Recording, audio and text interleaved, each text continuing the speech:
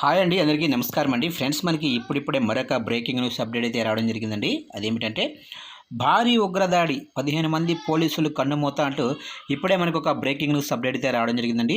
అయితే ఇందుకు సంబంధించిన పూర్తి వివరాలు అయితే మన వీడియోలో తెలుసుకుందామండి. ఎక్కడ ఏంటి అనేది వీడియో మాత్రం ఎక్కడ స్కిప్ చేయకుండా చూడండి ఫ్రెండ్స్. అప్పుడే మనకు పూర్తి సమాచారం అయితే తెలుస్తుంది. ఇక లేట్ చేయకుండా వివరాలకు వెళ్ళిపోదాము. ఇక రష్యాలోని దక్షిణ ప్రావిన్స్ డాగెస్తాన్లో ఉగ్రవాదులు రెచ్చిపోయారు. క్రైస్తవులు యూదుల ప్రార్థనా మందిరాలపై అధునూతన ఆయుధాలతో విచక్షణారహితంగా కాల్పులు జరిపారు. ఈ ముష్కరాల దాడుల్లో 15 మందికి పైగా పోలీసులు, పలువురు పౌరులు మృతి చెందారని ఆ ప్రాంత గవర్నర్ వెల్లడించారు. ఈ కాల్పుల్లో మృతుల సంఖ్య 15 దాటిందని సమాచారం.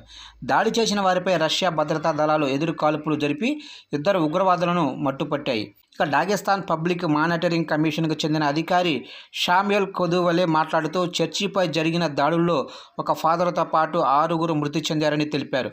ఇక చర్చిలో హత్యకు గురైన ఫాదర్ను 66 ఏళ్ల నికోలాయ్గా గుర్తించారు. అలాగే చర్చికి రక్షణగా ఉన్న సెక్యూరిటీ గార్డును ముష్కరులు కాల్చి చంపారు.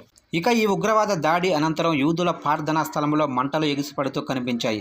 ఆదివారం 3 చోట్ల దాడులు జరిగినట్లు అధికారులు తెలిపారు. ఇక ముఖచ్కల నగరంలో పోలీసుల ట్రాఫిక్ స్టాపులపై దాడులు జరిగినట్లు సమాచారం. ఈ దాడుల్లో 12 మంది లా ఎన్ఫోర్స్మెంట్ అధికారులు గాయపడ్డారని స్థానిక అధికారులు తెలిపారు. ఈ దాడుల తీరు చూస్తుంటే ఇది ఒక ప్రణాళిక ప్రకారం జరిగినట్లు పోలీసు అధికారులు భావిస్తున్నారు. ఇక డెర్బట్ నగరంపై దాడి జరిగిన సమయంలోనే ముఖచ్కలలోనే పోలీసు ట్రాఫిక్ పోస్టుపై కాల్పులు జరిగాయి. ఈ దాడిలో ఒక పోలీసు గాయపడినట్లు సమాచారం.